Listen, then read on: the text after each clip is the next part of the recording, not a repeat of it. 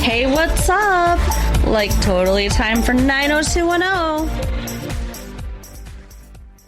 Well, hello everyone. Welcome back to the 90210 show.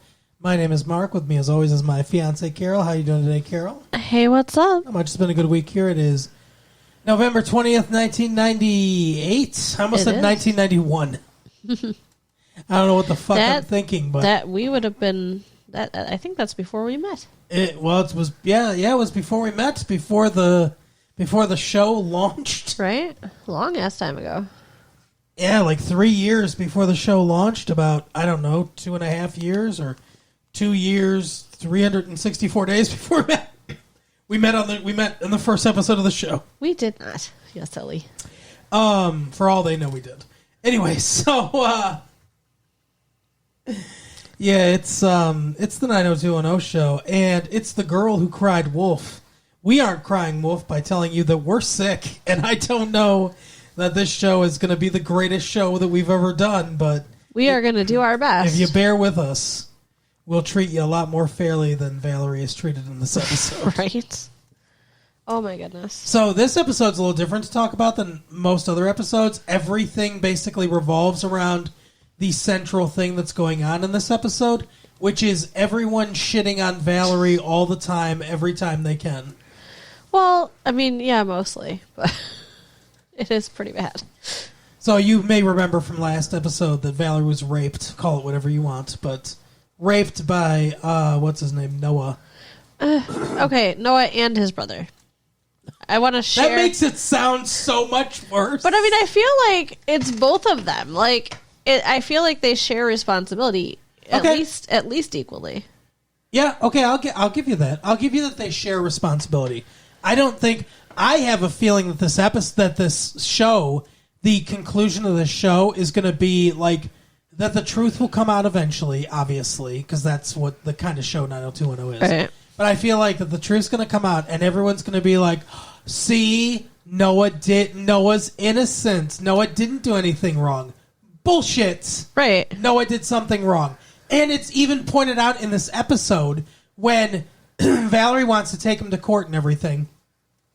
She wants to, well, I want to get there. Okay. We're going to skip. We're going to skip ahead anyway. Valerie wants to take him to court, and what's his brother Josh? Is that his name? Yeah. Josh is like, settle, just settle. We'll pay her money. Just fucking settle. And he's like, no, I didn't do this. I'm gonna go to court. He's like, are you fucking kidding me? Like, they have you on diminished capacity anyway. Yeah. Even if you didn't drug her drink, did you? And he plays the role of the defense attorney. Did you help her up the stairs? Noah? Did you, did she verbally say yes? Did this? And it's all stuff that he didn't fucking do. And it's like, I don't care if he was drunk. His brother, the rapist, is right. Yeah. He probably has a lot of experience knowing knowing when he's going to be. But so I have a really sinking feeling that they're going to be like, oh, see, Noah's innocent. Noah's, whatever. Whenever this is resolved, presumably next episode, and he's not. He's not innocent. He didn't do all the bad. He's not 100% responsible for the situation, but he bears responsibility for this too. Yeah. Yeah. I mean, intent to rape her was not there, but right. He definitely took advantage of her without maybe meaning to. Exactly. And yeah, it's not a good look for him. I mean, he had to help her up the fucking stairs. Yeah. Yeah. Not a good sign. But I mean, he was drunk too. Okay. I don't know.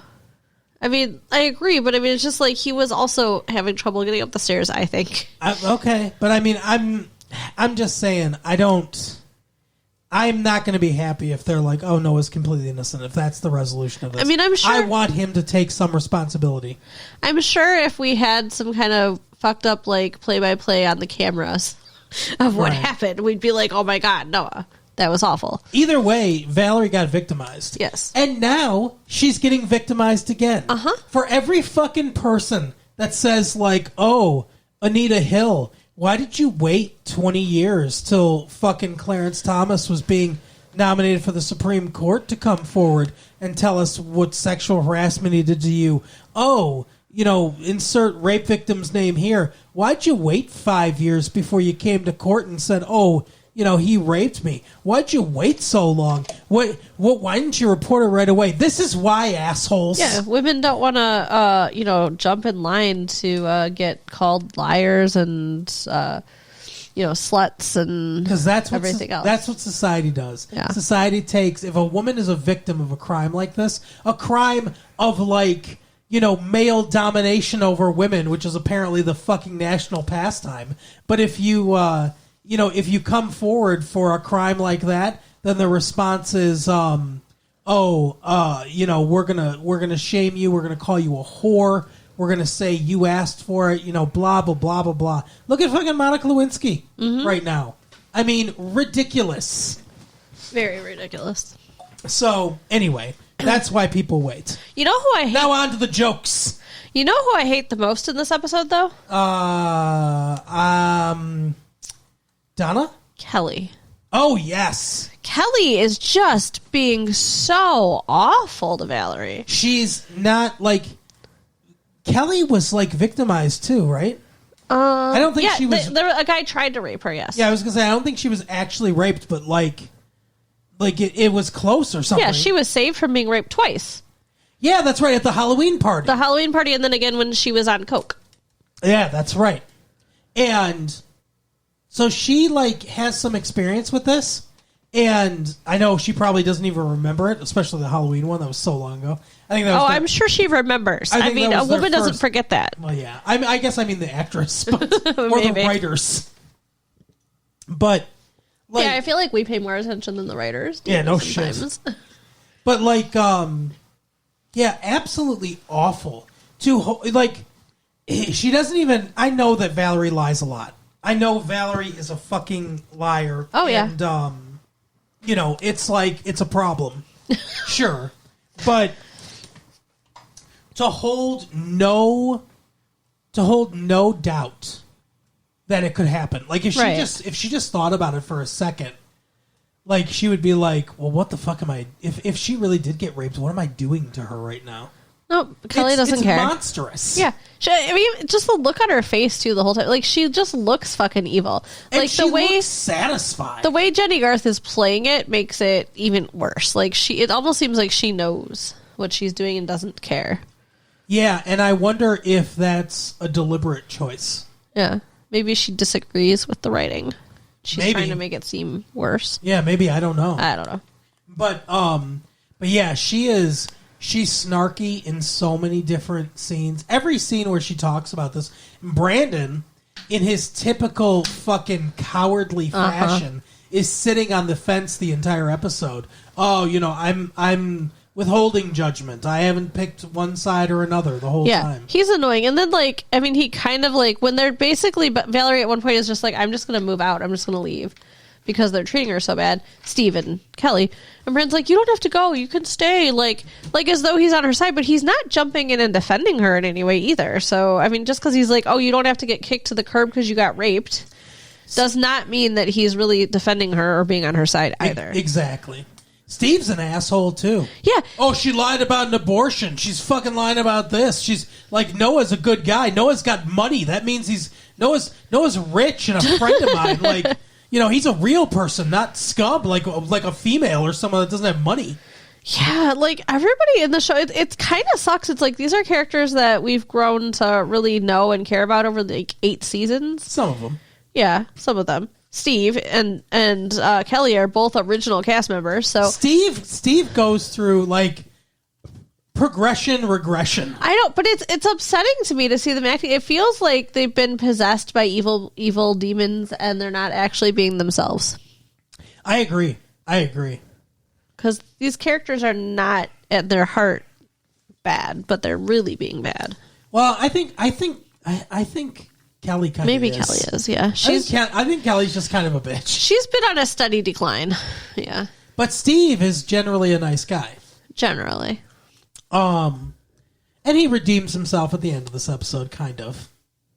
Sort of. We'll get to it. Okay. But anyway, so like the thing is like I fully understand questioning it alone when she's not around, like in hushed tones in a closed room, right, where she has no chance of hearing you. Sure, she's lied a lot. Question it in those situations, not out in front, right to her fucking face. Yeah. This woman who's been victimized. Well, yeah, it's like they're talking about it in the kitchen, but it's like, yeah, you're her roommates and she's in the fucking house. It's ridiculous. Yeah. The only one that really stays by her side is David. Yes. The only one that 100% believes her is David. And what's even funnier is the beginning of the episode, they come into the fucking boat or whatever, right? And it would be different maybe if I guess actually the beginning of the episode is they're being questioned by the police. Yeah. And Noah admits to the police that they had sex. And that, to me, I don't understand how he's not arrested. Yeah. And the DA apparently decides not to prosecute, which is a big thing. They're not going to criminally prosecute him. That's a big thing that happens in this episode. But they're being questioned and everything. And they're like, hey, we've got the toxicology report and everything. She had roofies in her system. You had sex with her? Yeah. But I didn't drug or drink. But, she had roofies in her system. You're admitting to having sex with her. Right. I think we have enough to proceed. Yeah, because, just because you didn't drug her drink does not mean that you didn't have sex with her when she couldn't consent. God, it's nice to be rich, I guess, huh? Right. Jesus. Do you think that's part of why they're not? Fuck yes. Of course. I get, rich people can get out of things because they can get good lawyers, but I didn't realize that it would get them out of even being charged. Think about it. Brandon and Steve do a ride along with two cops later. The girl cop that Steve likes and her partner. I'm getting too old for this shit guy. Yeah. But anyway, and they're talking about it, and the guy's like, yeah, the fucking DA probably won't prosecute because all DAs care about is their record. And that's 100% true. Huh. DAs want a great win-loss record. That's how you progress in that job. Okay. It's like surgeons. Like, surgeons won't take very risky surgeries because someone dies on their table. It's a black mark against them. If a DA loses a case, it's a black mark against them. Oh. It prevents them from moving up from assistant district attorney to full district attorney. It prevents them from usually the political aspirations and stuff that a lot of these people have. It's very bad.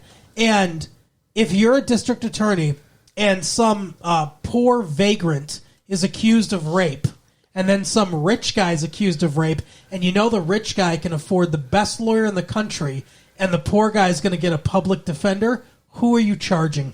Well, yeah. You're charging the poor guy. So, I think that's a big part of it, that he doesn't get charged because the DA's like, well, these cases are hard to prove, and I'm going to have to go up against a world-class lawyer if I charge him, so fuck it, I'm not charging him.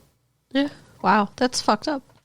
It's fucked up considering that he admitted that he had sex with her, and they have the evidence that she had sexual intercourse, all his DNA is probably there, and she had roofies in her system.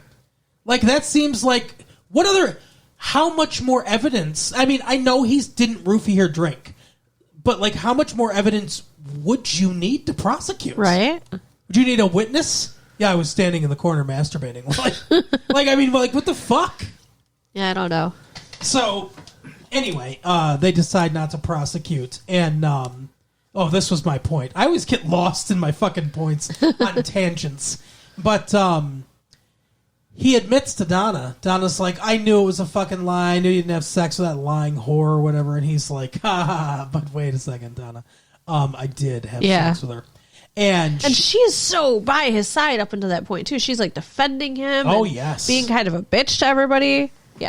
And then she's still kind of on her side afterwards. Yeah. She goes, it depends on who she's with. Yeah. If she's with someone that's saying, hey, you should forgive him or whatever, she's like, hey, now, I don't know if I can forgive him. But if she's with someone that's like, maybe Valerie is... But David, maybe Valerie's telling the truth. Valerie's a fucking liar. And he didn't do anything wrong. And he's a good man. And it's like, he cheated on you. Yeah. And like you said at one point, you just said out loud to the screen, have some self-respect. Yeah. Well, and Kelly is the one who's like, oh, you might feel different in a few months or whatever. I took my cheating boyfriend back. You take yours. It's really kind of bothering me the way this show handles infidelity. It seems like they feel like it's just like we don't live in Paris, like it's not everybody doesn't have a mistress. Like I don't know what's going on here. No big deal. Just it's the Beverly Hills look way. the other way. But yeah, so that was my point. It would be different if he was denying he had sex with her at all, and then people were taking sides and be like, she lies a lot. She's probably lying about this or whatever. But he admitted he had sex with her. Well, and he'd have to because they did a rape kit. Mm-hmm. So, I mean, it would honestly be a lot worse for him if he lied about it because they could prove he had sex with her.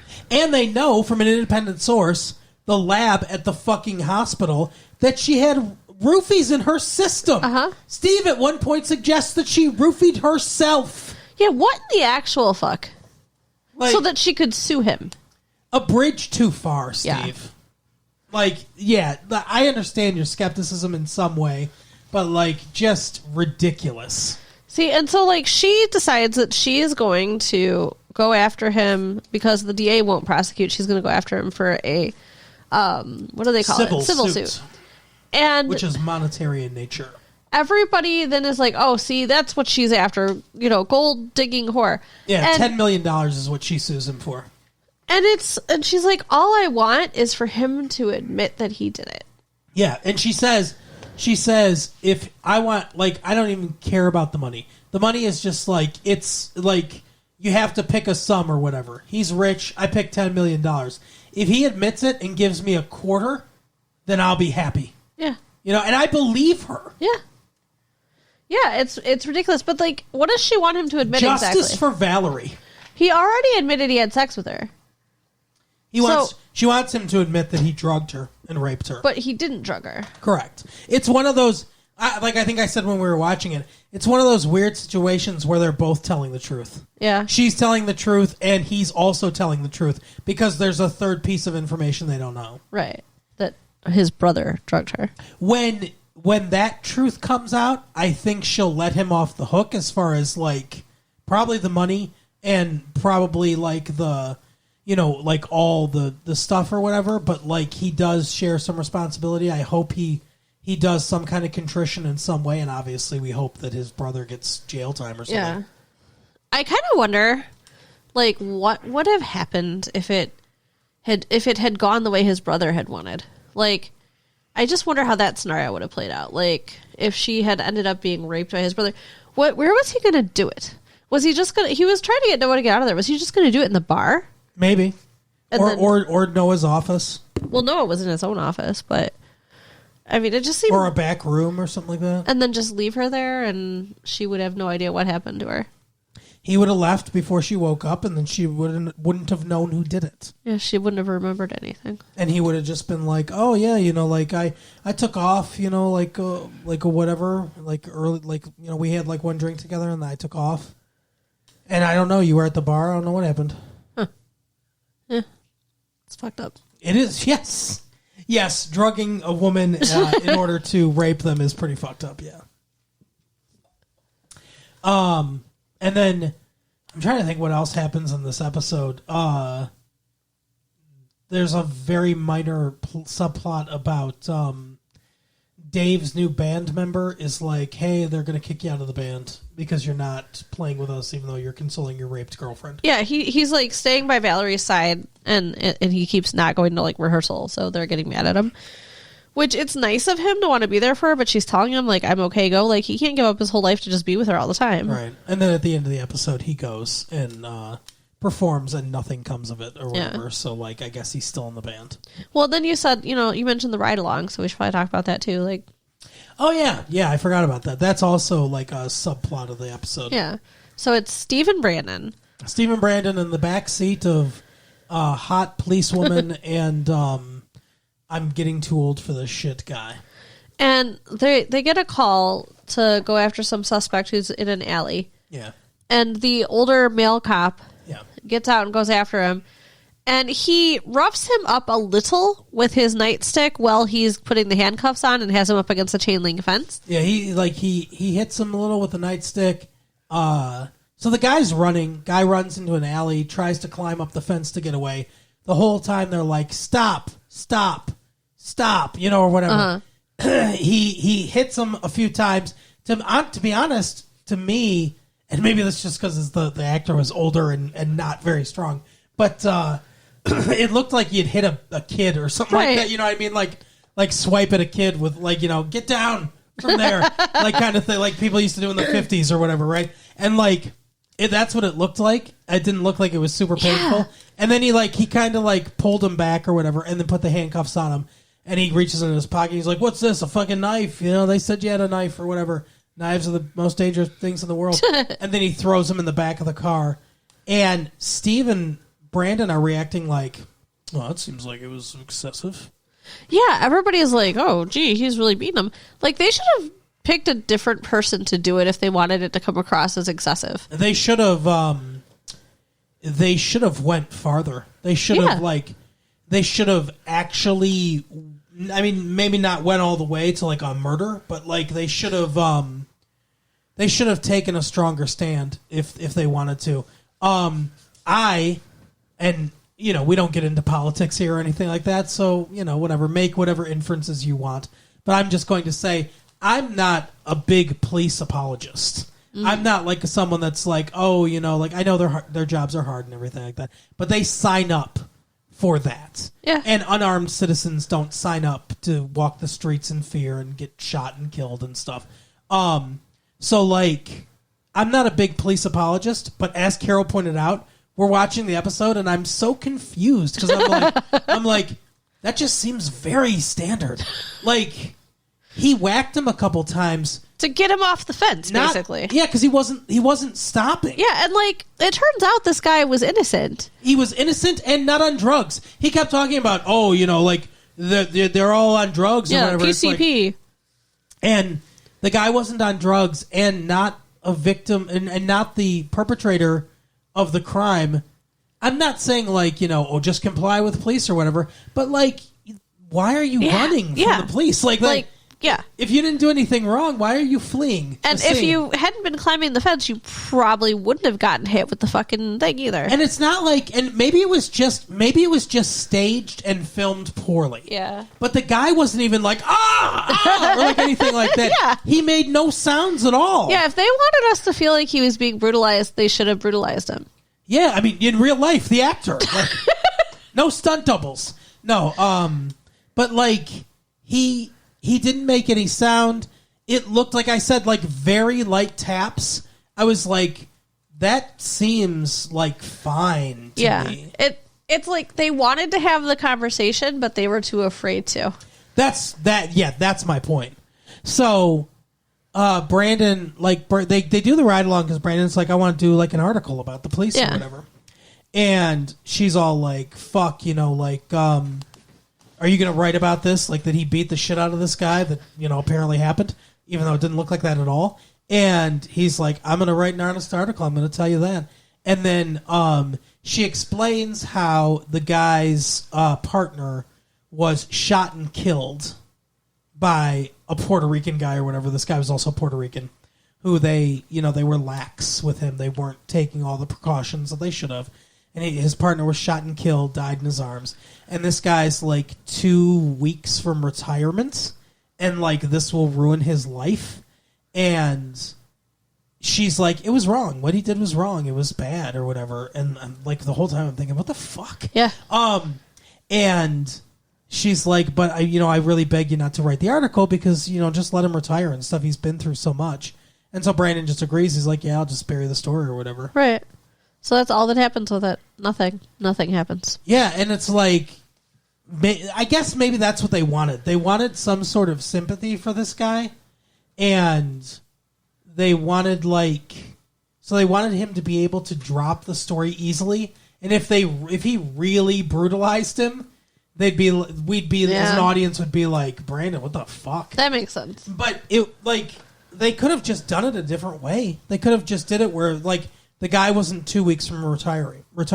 Right. The guy had mental problems or whatever because of what happened to his partner and was overzealous and needed to, answer for his actions.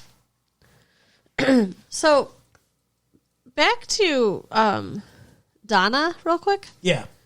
I don't remember where she left things with Noah. Is there any resolution there? Noah keeps trying to apologize to her, keeps trying to talk to her, and she's like, fuck you, no. Okay. So she's still not talking to him. Good. I hope she doesn't. I'd like him to leave the show. I think this would be a good way for him to go. I agree. I think this is a good time to exit. Yep. He gives, let's say he gives Valerie the club. There you go. He says to her, everything comes out what happened, that it was Josh. Josh goes to jail. Noah's like, I'll testify against him, that motherfucker. I can't believe he did this. And then instead of finishing the civil trial or whatever, he says, listen, I've run my course here. My contract's up, or whatever he needs to say. Instead of money, I'll give you the After Dark back. I'll give you own the After Dark now. And she takes that offer. She gets to own the club. He rides off into the sunset to never be in any other show again, probably, because he's not a good actor. And then we're done with him. I don't know. I could see him going to a soap opera. Sure. Like a daytime soap opera. That's where he belongs. Let him go there. That stuff's all filmed on tape because it's disposable and dumb. Some soap operas are fine. All My Children is excellent. Yeah, I'm looking at Victor Kiriakis. So anyway, but that is the episode for the week. We'll find out what happens next week, everyone. So you can write us at latefee1994@AOL.com. We'd love you to. Check out our website at www.retrolatefee.com. It's there. Share the tapes with your friends. All right, we'll see you next time. Bye. Bye.